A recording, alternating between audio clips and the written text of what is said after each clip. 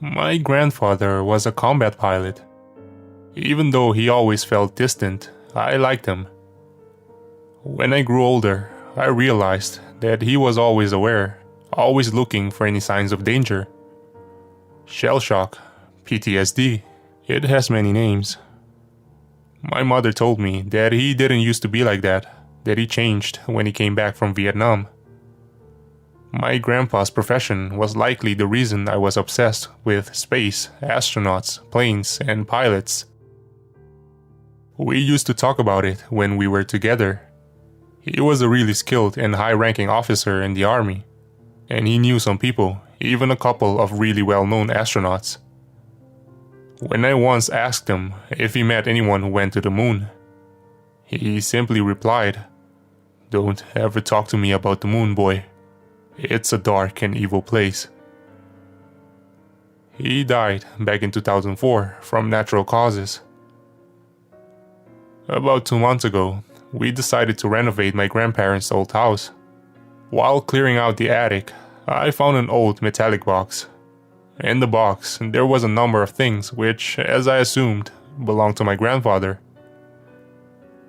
There was a military medal, a stack of papers, and an old picture of my grandfather and 2 other men I didn't recognize. My grandpa looked around 40, so I assume that the picture was taken in the 70s. All of them were wearing spacesuits, and the scene was a typical backdrop used by NASA, but the logo was missing. Only a blank monochrome background. The mission patch was titled Dawnbreaker. I didn't understand anything. My grandfather was an astronaut? Why did he never tell anyone about this? Dawnbreaker? I never heard about such mission. It must have been covered up really well. But why? I found the answers in the papers on the bottom of the box. I'll rewrite the literal contents below. But I warn you that many people might find it very disturbing. My dear family, if you ever find this, I must confess something. In 1972, I wasn't in Vietnam. I wasn't supposed to tell anyone, but if you have found this, it probably doesn't matter anymore. Back in 1965, me and a handful of other pilots were selected for a non-public team of astronauts who would participate in covert missions in space for our government. We wouldn't get the glory and fame of regular astronauts, but our country needed us, and so we were there. In early 1972, we were told that for an unspecified period of time, our country had a secret satellite orbiting the moon. They never told us what it did or why it was there, just that a few weeks prior it had crashed to the surface on the dark side of the moon for unknown reasons, and that the data it carried was crucial. The government needed to recover it, and thus was sending me and the 2 other astronauts to reclaim the satellite's memory module. The equipment of the planned Apollo 18 mission was essentially transferred to us. From what we've been told, the Apollo team was furious. They had a reason to be after all. It seemed that whoever we've been under was much more powerful than NASA. The whole mission was top secret, obviously. I was officially deployed to Vietnam, while in reality, we underwent extensive training for the mission. After a couple of months, we found ourselves standing on the launch pad in front of this behemoth of a rocket that would take us to the moon. I was the mission commander, while Lieutenant Carver was the Lunar Excursion Module pilot, and Lieutenant Ackerman was the Command Service Module pilot. The flight to the moon took roughly 3 days. After arriving, we made a couple of orbits around it. Each time, we flew behind the horizon created by the moon itself. I felt a bit of helplessness when our communication to the whole world went dark as the signal got obscured by the spherical mass of rock and dust below us. The dark side of the moon was nothing like the light side, which we see on almost a daily basis.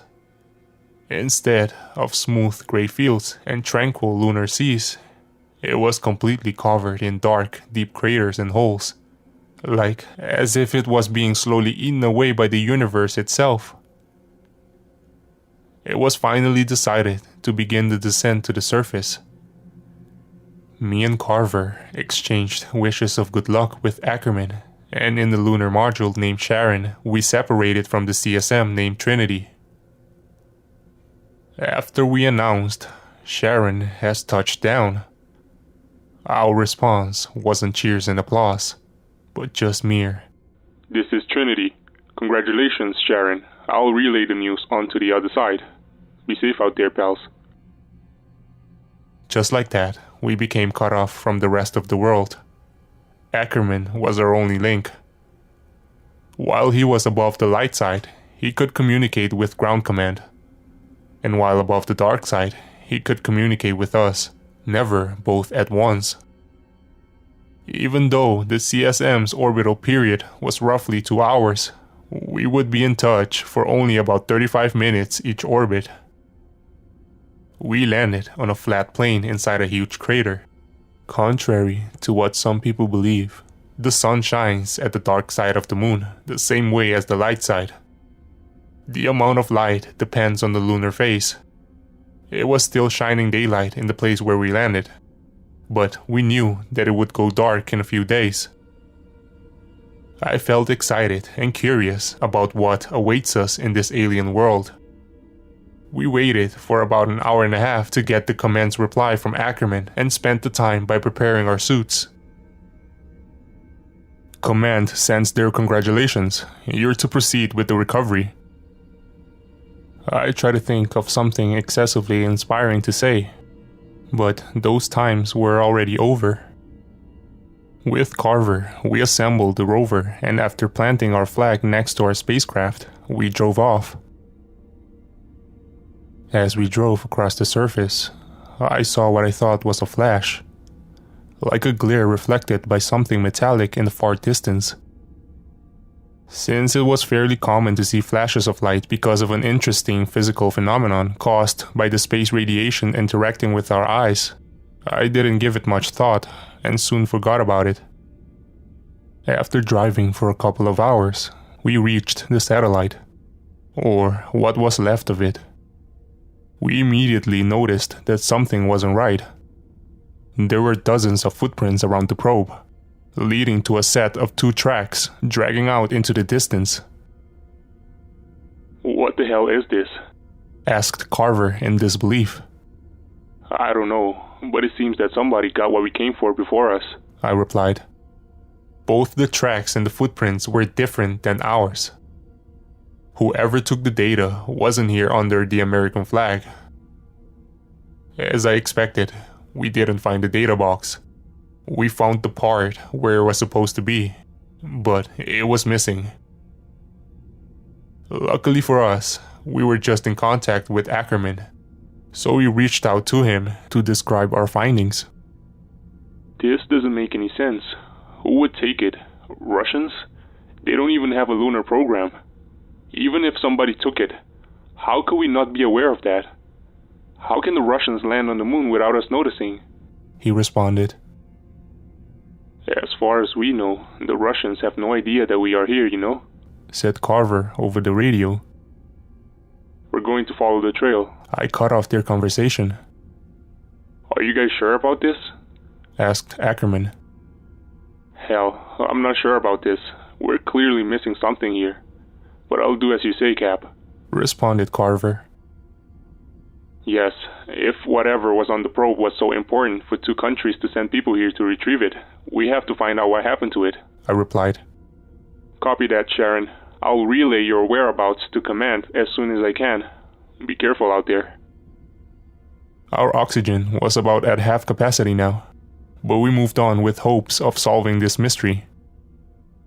It wasn't long until I saw something in the distance. As we got closer, I realized that it was a spacecraft. Its design was different than ours, and it was decorated with a flag of the Soviet Union.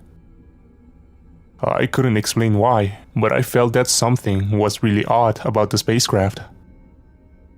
If there really was Russians with us on the moon, they could have picked up our comms long ago, so there wasn't a point in hiding. To the unidentified Soviet lander, this is the crew of Dawnbreaker. Please respond. We know you're here. We have you in sight. Nothing.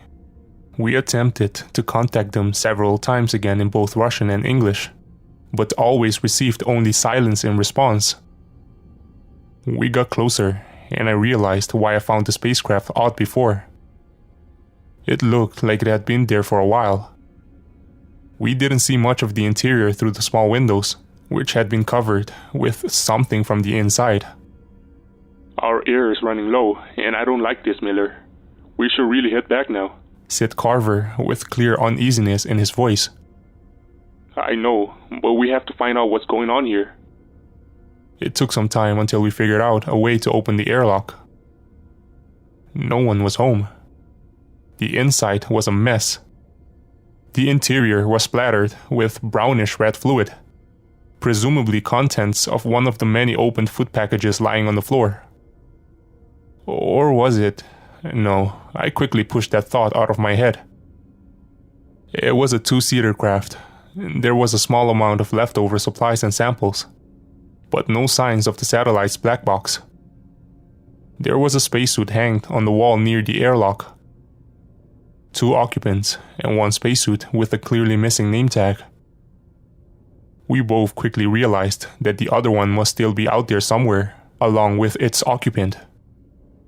At this point, we were really low on oxygen, so we rushed to get back on our spacecraft. As we reached Sharon with the last bits of oxygen in our suits, I realized something. Tell me, Carver, was it just me, or did we not pass the wreckage on our way back? I asked. Fuck, don't even mention it. It wasn't there. That's right. We shared our intriguing discovery with Ackerman later, and he was as surprised as was Command when he informed them in turn. That night, I took watch for the first 4 hours. It wasn't really a night, since the sun was still shining, but for the sake of timekeeping, we referred to the time when we slept as night. When it was finally my turn to sleep, I had a dream about following the flash that I saw the previous day. I walked on and on until I found the same spacesuit from the Russian craft just lying there in the dust. The limbs were twisted and contorted in gruesome ways, but it was clear that someone or something was inside that suit. I approached and slowly began opening the sunshield that obscured the inside of the helmet. I looked in terror as I saw the inside. It was my face, covered with brownish red blood. In place of eyes, there were only 2 gaping holes. The next day, we started picking up something on an unused channel of our radio. It was a faint signal coming from somewhere in the crater. We tried to patch it to the speakers, but it didn't make any sense. It was just a repeating sound resembling a person vocalizing the sound of a single letter or a vowel, but stretched to about 3 seconds, followed by equally long pauses. It was very distorted, and it clearly wasn't a loop, since each sound was just slightly different than the previous one. We ate, and once again prepared for moonwalk. It was darker than the other day. The sun was still shining, but it was steadily creeping its way under the horizon. We followed the source of the signal for about an hour when we found something lying in the dust in front of us. I tensed as I looked closer and found out what it was. It was a spacesuit, the same as the one in the Russian lander. Well, it looks like we found our missing friend, said Carver with disbelief. I didn't say anything. I simply jumped off the rover and slowly, silently approached the suit. What are you doing, Miller? Continued Carver. Just as I was about to open the sunshield with my shaking hands, the suit came alive and grabbed my hand. With the sound traveling through our suits, I heard a weak "Pomojit." meaning help in Russian. We carried him to our lander. The patch on his suit revealed his identity as Tarkov. He was in shock and hypoxic. I don't know how long or why he was just lying there, but he was lucky to be alive. For the next couple of hours, he fell in and out of consciousness. He eventually woke up. Our Russian was bad, but luckily he spoke English enough for us to understand each other. He didn't remember why he was there, what had happened to him and his crew, or what his mission was. When I looked out of the window, I realized that our flag was gone. There were no footprints. It looked like as if it simply vanished. At this point, each one of us was really concerned, and we asked to terminate the mission. The command refused, explaining that the recovery of the satellite's data was of paramount importance. We decided to continue our search tomorrow and went to sleep. I again had the same nightmare as the day before. I woke up terrified and drenched in sweat. I saw Tarkov standing by the window and looking out. He then walked over to Carver and just stood there, looking at him while he slept for about a minute or two. Silently, I asked him, "Tarkov, what are you doing?" But he just mumbled something like "dim" or "when" and "light down." I didn't sleep for the rest of the night, and I kept an eye on him, but nothing interesting happened. The next day, we found a picture or a map of the crater we were at in a pocket in Tarkov's suit. There was a point a few miles from where we were that was marked with a cross. Tarkov didn't know what was there, but I soon realized that it was right in the direction where I saw the flash on the first day. We had to check it out. Me and Carver took off and headed towards this mysterious target while Tarkov stayed in the Sharon. In reality, our rover had enough power to carry all three of us, but I insisted that it didn't, and that he should stay behind. I don't trust this guy, I said to Carver after I was sure that Tarkov was out of range of our short-range radio. We land on the moon, we don't find the box, and suddenly the probe is gone. Then we find a supposed to be dead Russian who doesn't remember when was the last time he took a shit. And now we're heading towards an inconspicuous place that was marked on his map he knows nothing about. You bet, I don't trust him. Hell, I don't trust a single step I take in that direction, he replied. What are we going to do with him? He asked later. I don't know yet, but we can't take him with us. Neither the LEM or CSM is built for an extra passenger. You know that, I responded. And I'm afraid he knows that too, replied Carver. The sun was setting. After driving for a while, we reached something that puzzles me to this day. Right there, in front of us, was something I can only describe as a three-sided pyramid. It was about 10 feet tall, and its surface was completely smooth and black as night. What in the world is this? Asked Carver with a shiver in his voice. We walked around it and took pictures. What the fuck? I suddenly heard through my radio. I turned around and saw Carver frozen in place, staring at something. There, in the remaining faint light, was a spacesuit about 20 feet away from us. I recognized the missing name patch and realized that it was the suit from the Russian spacecraft. It was standing upright on its feet. The sun shield was open to reveal a sight that terrifies me to this day. It was empty. The suit was empty, but it was standing upright. I came back to my senses after I heard a crackling noise coming from my radio. You don't belong here, it spoke in a low, deep, distorted voice.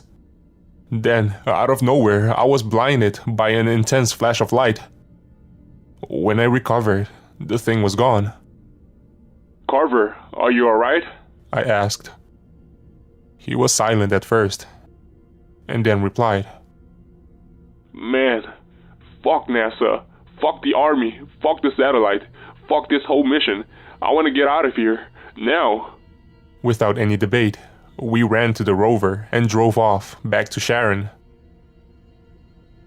When we came back, the sun had already fallen below the horizon, and it was completely pitch black. The airlock was open, and Tarkov was standing in front of the module in his suit. Damn it, in the rush we completely forgot about him. I approached him and started. Listen, Tarkov, there is something you... I stopped when I noticed he was holding something behind his back. But it was too late. He swung and struck me with a sharpened rod. I hit my head on the inside of my helmet and fell to the ground. When the ringing in my ears stopped, I saw him and Carver fighting in the dust. I stood up and threw myself into Tarkov, propelling us both a dozen feet away. Before I was able to stand up again, he was already on top of me. We struggled, and just as he got grip on the lever that was used to release my helmet, I struck his head with a sharp rock. His visor cracked, and while his air was slowly escaping his suit, I picked myself up and grabbed the rod. It was already stained with blood. He lunged at me, but I stabbed him in the chest. He then fell on top of me, and when our helmets touched, he spoke as the last of his air was pulled out from his lungs. He is not your friend. Follow the voice. I picked myself up and walked over to Carver. I saw that his suit was punctured on the thigh, and brownish red blood was being sucked out into the airless vacuum all around us.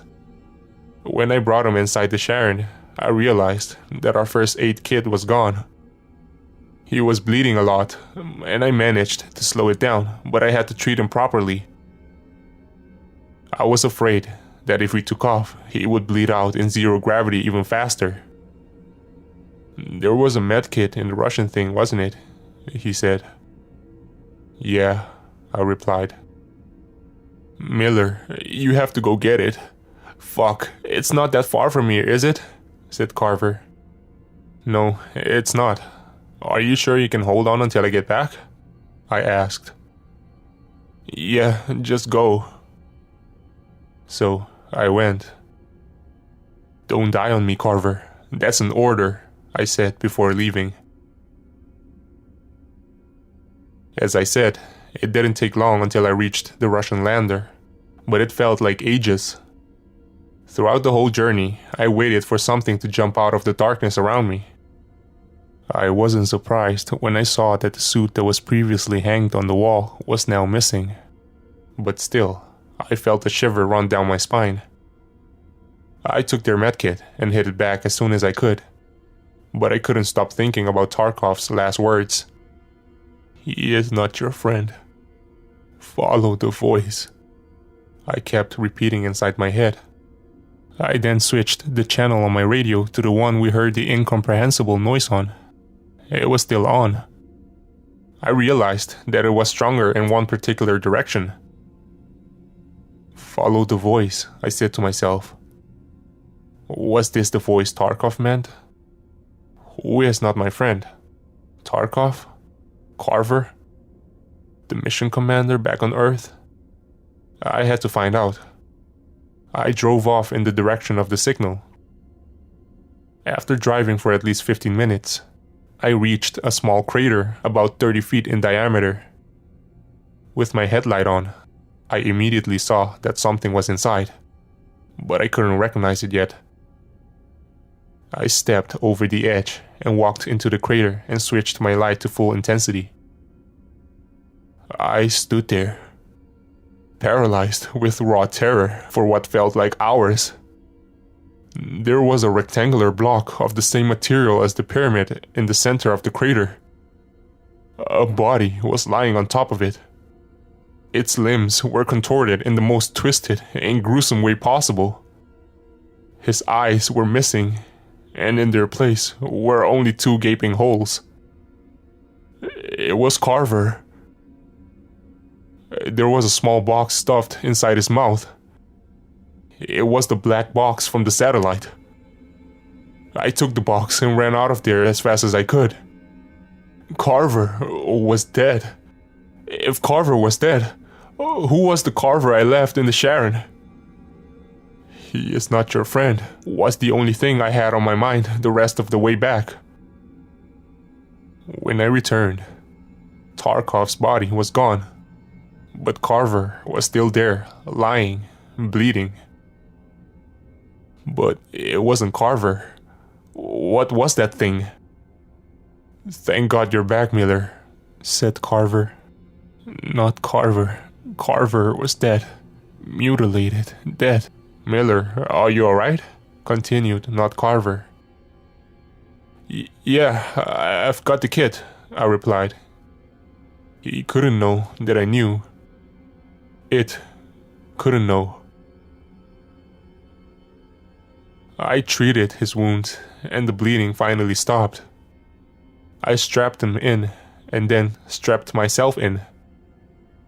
I didn't tell him that I had found the black box. I didn't tell it that I found him.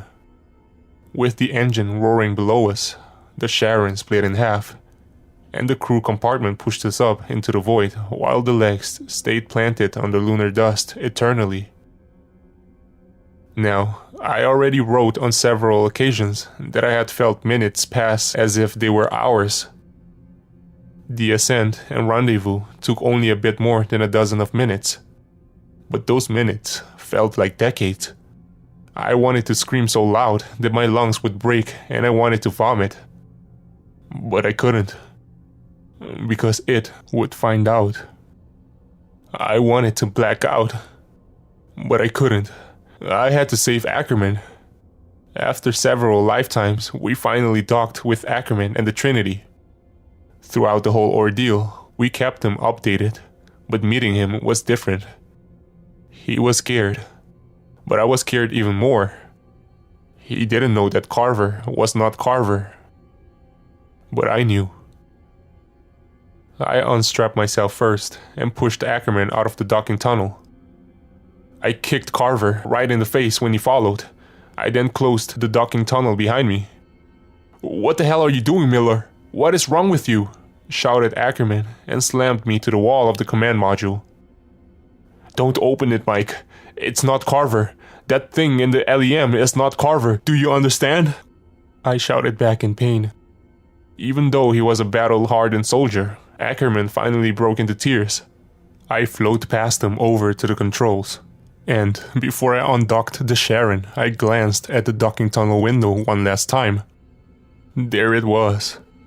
A thing with Carver's face and body, but not Carver, staring at us. But his eyes were completely smooth and black as night itself. He opened his mouth in a way that was simply not possible for a human, and let out a loud, disturbing screech that I wish I could forget so much. In a heartbeat, it turned to dead silence, as the Sharon detached from the CSM and drifted into the void. Me and Ackerman didn't say a single word throughout the 3-day journey back to Earth.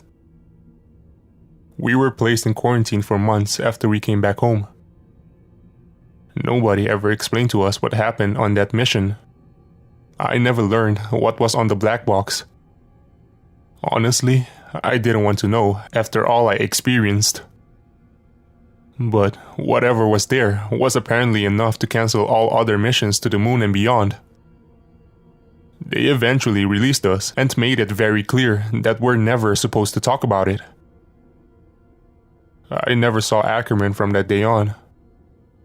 The only time I talked about him was when a pair of men in suits came to my home one day, a couple of years after the mission. "Captain Miller, have you been in touch with Lieutenant Ackerman lately?" one of them asked after we exchanged our greetings. "No, I never spoke or heard from him since the mission. Did something happen?" I replied. "I'm sorry to tell you, but Lieutenant Ackerman was found dead in a nearby forest yesterday." I had to sit down. I didn't know him that well, but we spent a considerable amount of time together in training, and we lived through hell itself together, so it was more than enough for me to consider him a friend. Poor Mike. How did he die? I asked. We don't know yet, but he had multiple fractures on all of his limbs, and his eyes were gouged out.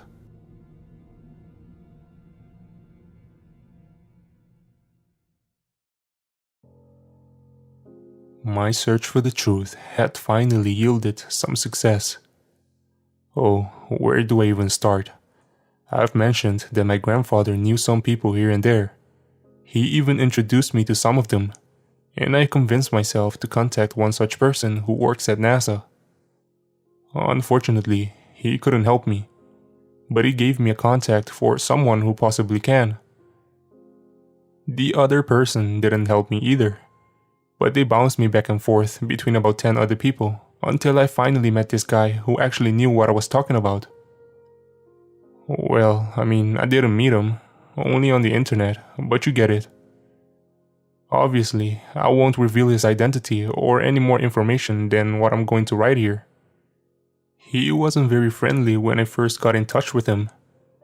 When I asked him if he knew anything about Dawnbreaker, he almost hung me up straight away. Who told you about this?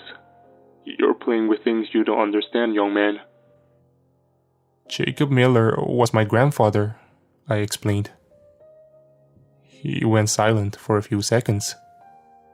I see. I suppose we wouldn't be able to hide this forever. I can help you, not because you asked me, but because it's time. But I warn you, there are things you don't want to know. He mailed me a flash drive, and in a very complicated way explained to me what to do with it. The drive was actually just a dummy, and after I took it apart, it revealed a micro SD card. I don't know if I'm doing the right thing by posting it to the internet, because what you're about to read is going to give you many answers, but open even more questions. The SD card contained a transcript of what was probably an audio recording in Russian, same as with my grandfather's message. I'll rewrite the contents below. Damn piece of crap. Is it working? Oh, thank God it is. I apologize for my rude introduction. My name is Leonid Ivanovich Tarkov. I was a cosmonaut on the Kamchatka station. Now, let's cut the crap and get straight to the point. You know that we are here, and you've been spying on us with your little Stay Putnik for a while. And while I hate giving this to you, I hope you'll use this information well. Because I have no other hope. In case you've really been living under a rock, I'll explain what's going on. We've been here for 2 months now. Me, Lenko, Novak, and Commander Polyakov. God bless their souls. Our station is tiny, but serves us well. It is a small dome with 4 rooms, a laboratory, a storage room, machine room, and a central living area. Our purpose was to research the moon and its structure. Long before you Americans found out, we already knew about the crater anomaly. On every other celestial body, the size and depth of a crater vary depending on the strength of the impact, but their shape should stay consistent. But on the moon, it is not like this. The craters here are too shallow. They never extend below a certain depth. We placed the station in one particularly large and deep crater with hopes to learn more about this curious phenomenon. All was going well, until we started digging. It was the 64th day of the expedition. We all gathered here to watch the result of our hard work. The drill was a true engineering marvel, designed specifically for this mission. The plan was to drill a hole as deep as we could. Ready to start rolling, comrades?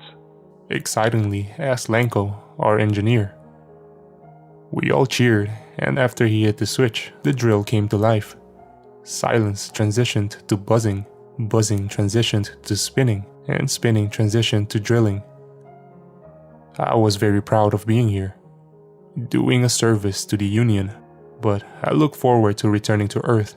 This was the first step to our journey home.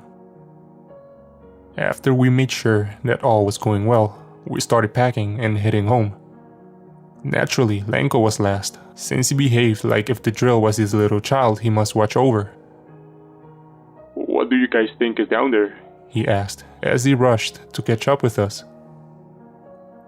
Our equipment couldn't pick up anything below some 5 meters under the surface, so there must be a layer of some very dense mineral, or maybe some unknown element. Who knows? Elaborated Novak, our geologist.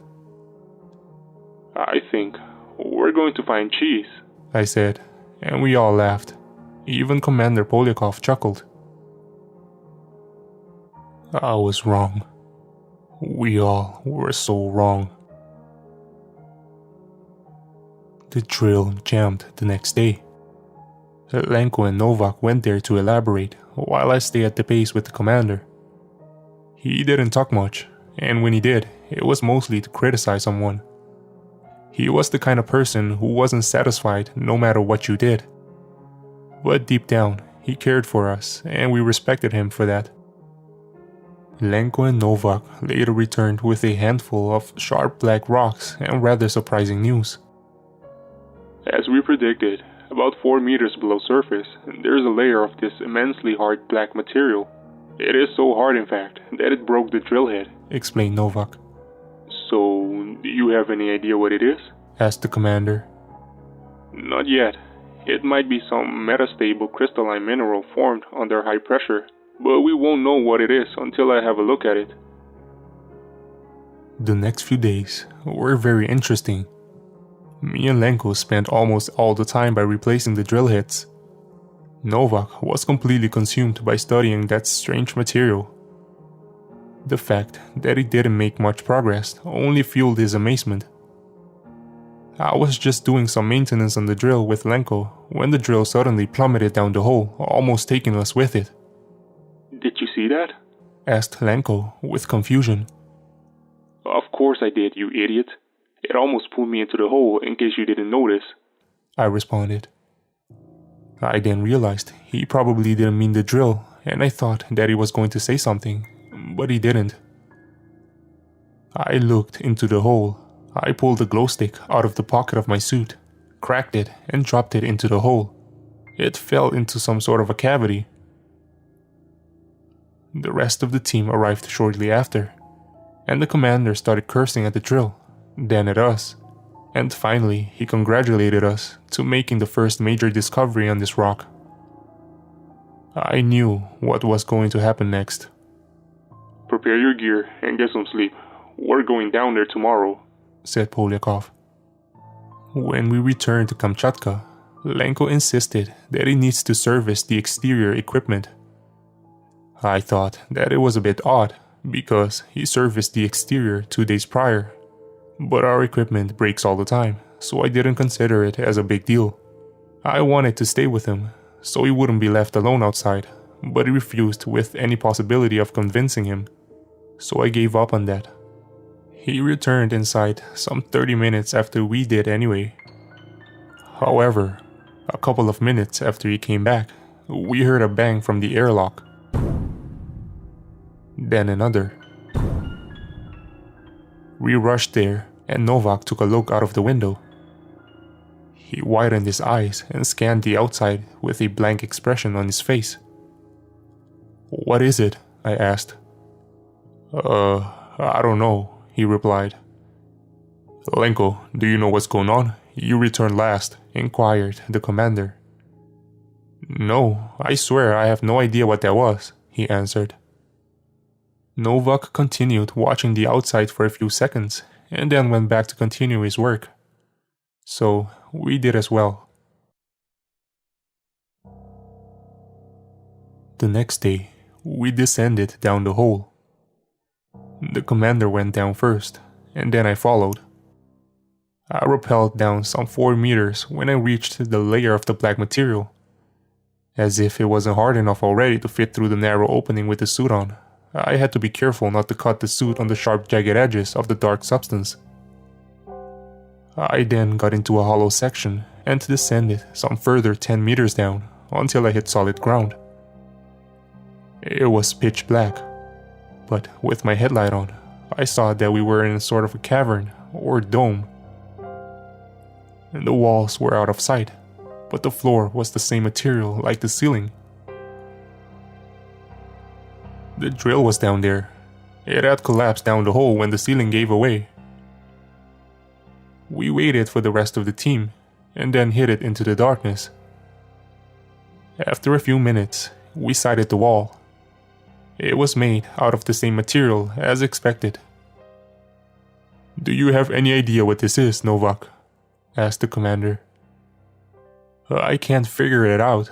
It's like a really tight packed crystal, but I couldn't find out what it is made out of. It's completely inert, doesn't melt, and doesn't conduct heat very well," he explained in return. We followed the wall and circled the whole cavity until we came back to where we started. The walls, the ceiling, and the floor were just this completely smooth black material. We headed back to the opening. However, on our way back, we came across another opening in the ground. There was a ramp that went down, like a spiral, and after hesitating for a while, we walked down. We descended into another smaller cavity, where tunnels extended in 4 directions like crossroads. Nobody asked the obvious question. This wasn't a natural formation. There was 4 of us and 4 tunnels. One might think we would split up to cover more ground. But again, we were soldiers, not a bunch of stupid school kids, and so we stuck together. We walked for maybe 40 minutes. We passed several other intersections. The whole place seemed like a maze or a web of tunnels. And it would be really easy to get lost here, so each time we passed such intersection, we left a glow stick in the mouth of the tunnel we came from. The whole place was eerie, and the farther we went, the more uneasy I felt. Somewhere deep in my mind, I felt that we're not supposed to be here. We just came to maybe the 10th or 11th intersection. We continued straight, but after a couple of steps, I noticed that Lenko wasn't by my side anymore. I turned back to see him looking into one of the side tunnels at the intersection. "Guys, stop." I spoke to the radio. "Lenko, what is it?" He turned to face us and said, I don't know. Guys, I don't feel well. We need to go back. Something is not right down here." What followed happened so fast, but I felt like watching a slow motion video. At one moment, he stood there looking at us, but in the next moment, he was gone. Something pulled him into the tunnel. We ran back, and I wanted to follow, but Commander pulled me back. "What are you doing? We can't leave him behind," I shouted. "He's gone. We need to get out.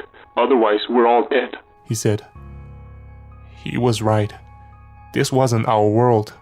Whatever took Lenko was still down here with us. We needed to get out. We ran back where we came from.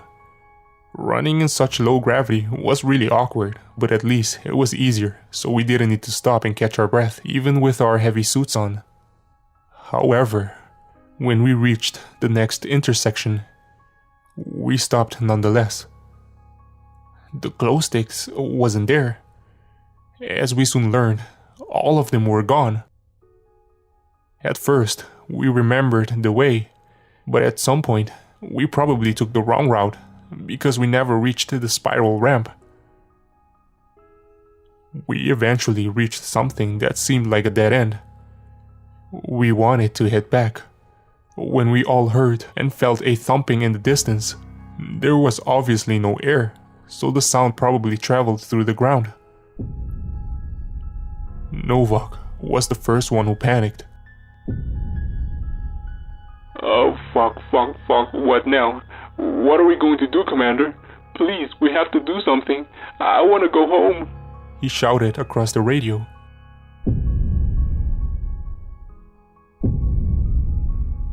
The pounding got louder and louder, or perhaps closer and closer.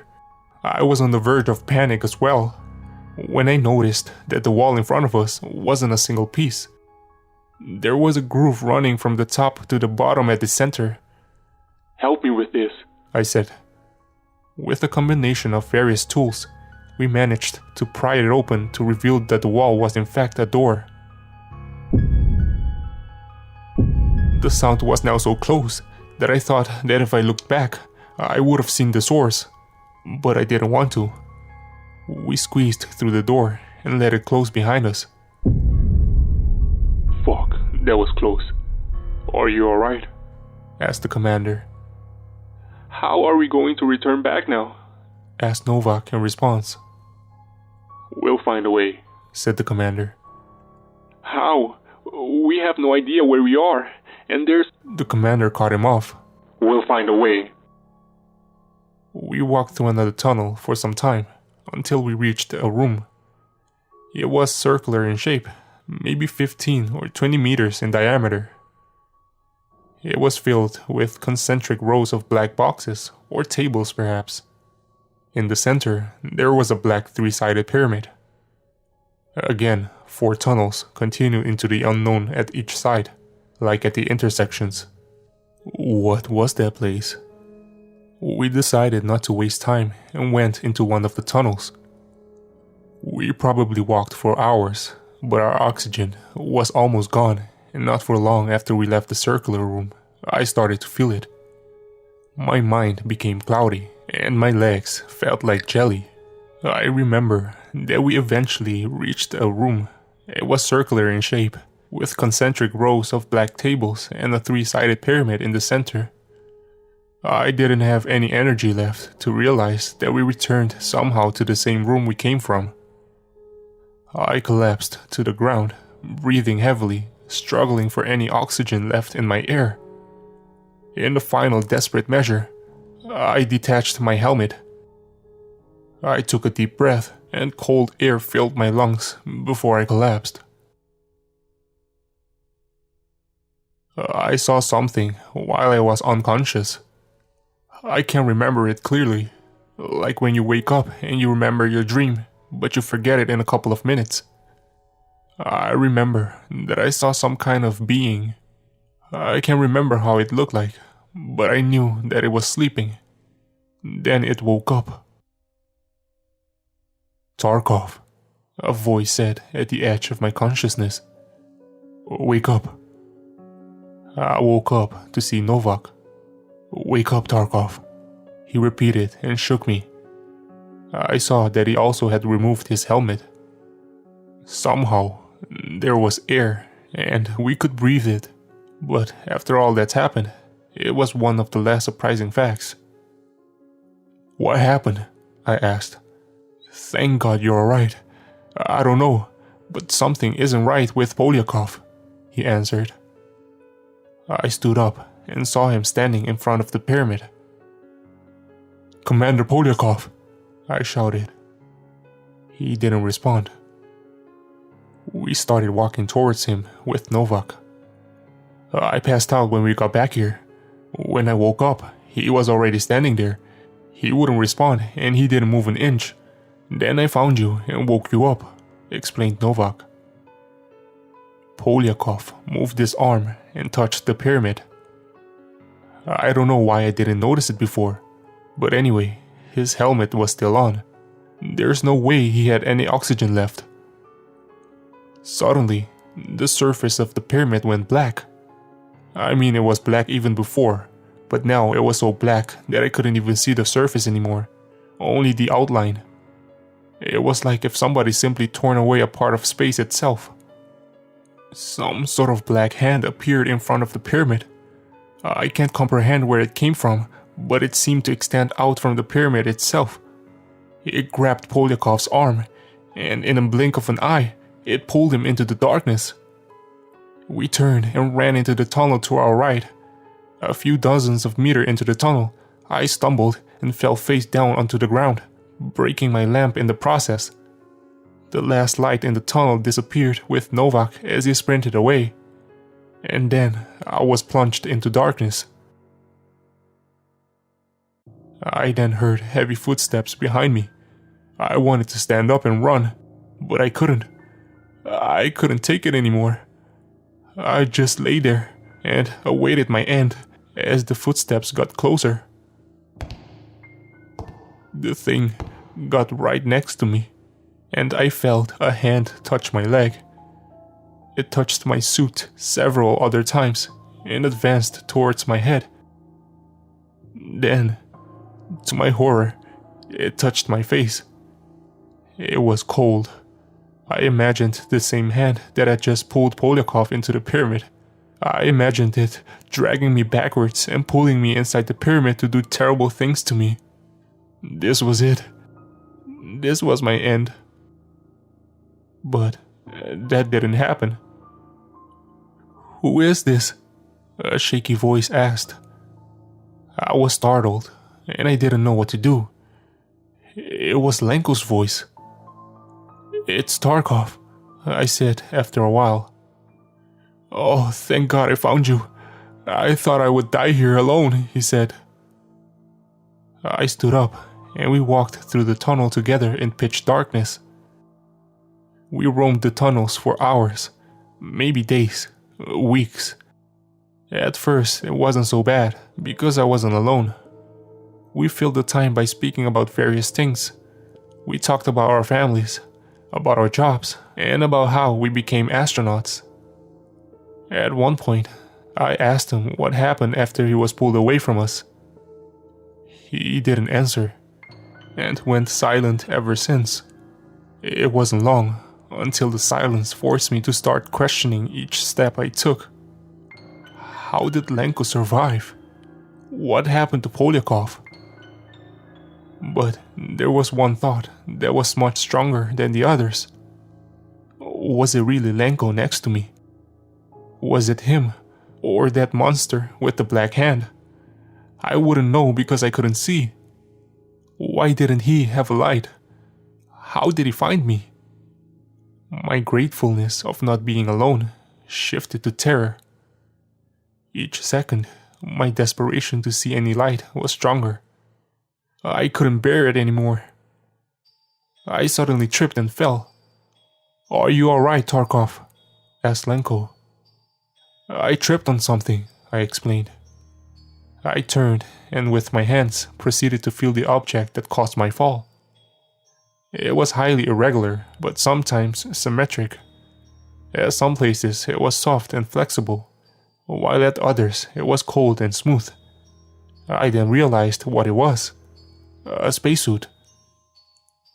I eventually found the lamp, and after some struggling, I detached it from the suit. At first, to my surprise, I was afraid to turn it on. I was afraid to see what was in the darkness all around us. I was afraid to see who was in the spacesuit. But I did it anyway. The brightness blinded my eyes, and after they adapted to the light, I saw Novak's face in the suit and Lenko standing over us. Our eyes met, and for a brief moment, I felt that his eyes were somehow unnatural. Something wasn't right about them. I was just on the verge of realizing what it was when the body beside me twitched and took a long deep breath. "Novak, are you okay? How did you get here?" I asked. He was very disoriented. I don't remember." "Is that?" he said, and looked at Lenko. He then looked at me, and we both stood up. "I thought you guys were dead," he said. "So did we," I answered. I was delighted to finally see a human face. But it wasn't over. We still had to find a way out. I ran as far away as I could. until I realized that you weren't following me. I wanted to head back for you, but I thought that you were gone as well. I can't remember what happened next. My head hurts just from trying to think about it," explained Novak. After managing to get a closer look at him, I realized that he was looking terrible. Sick, perhaps. His eyes were red, and he was completely pale. Something was wrong with him as well. After a few hours, we decided to stop and take a break. I finally drifted into sleep. This time, I didn't have any dreams. Just pitch darkness. It was that more terrifying, because it reminded me of the time I spent in the dark. I was awoken by something. It was Novak. He gestured to me to stay silent. I saw Lenko sleeping a few meters away. "Tarkov, listen," he whispered. "We need to go now. We need to get away from him." "What are you talking about? Are you crazy?" I whispered back.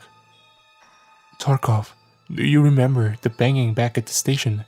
he asked. "When I looked out of the window, I saw something. But at that point, I thought that my mind was playing tricks on me, so I stayed silent," he explained. "In the far distance, I saw a figure standing with its back turned to us. It was walking away, but it stopped when I focused my eyes on it. It turned and looked at me.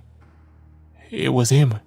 It was Lenko," finished Novak his revelation. I took a minute to process all that. I then nodded and silently stood up. We proceeded to carefully walk away. Something was wrong with this place. Something I can't explain. People disappeared. People appeared. If what Novak was saying was true, was the person behind us Lenko? If not, what was it? Was Novak telling the truth? Was it really Novak, or something else? I couldn't trust anyone. I didn't even trust myself. It all felt so unreal, but so real at the same time. I had so many questions I didn't want answers to. I felt like I would break at this point. I felt as if the walls of the tunnel were collapsing on me, getting tighter and tighter each second. I wanted so desperately to get out. I wanted to go home, but I was so far away from home. Then, I heard a voice behind me. "Are you my friend, Tarkov?" asked Lenko. I turned to see him standing right behind Novak, who was just behind me. I didn't know what to do. Of course I'm your friend," I responded.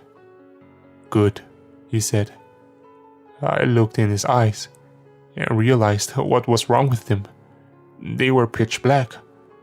"What are you?" I shouted.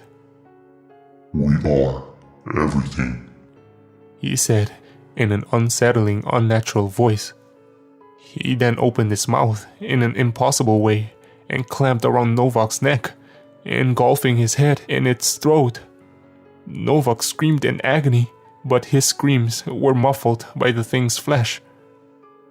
I turned to run while I heard ear-piercing roars and screeches behind me. I was too afraid to look back, but I felt that it was getting closer. I ran through the tunnel for a while until I reached an intersection. In the center, there was a spiral ramp. My heart dropped. This could be where we came from. It had to be. I ascended the ramp, but the higher I got, the harder it was for me to breathe. I put my helmet back on and reached a big room.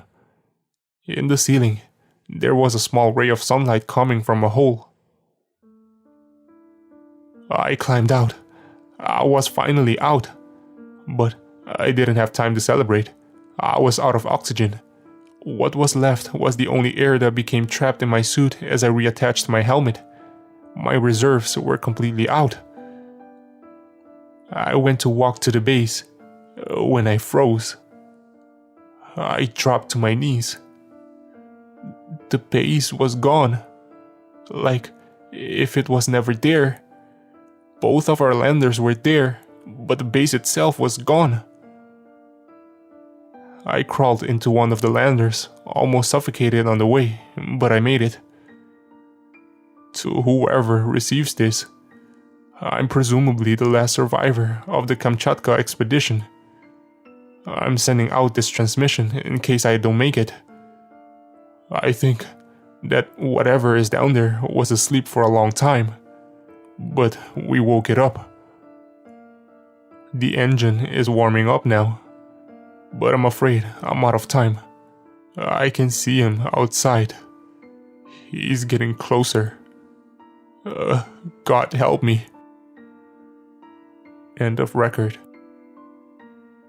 To think about it, I can't sleep knowing that our own moon is something unnatural. Something hiding so many terrifying truths.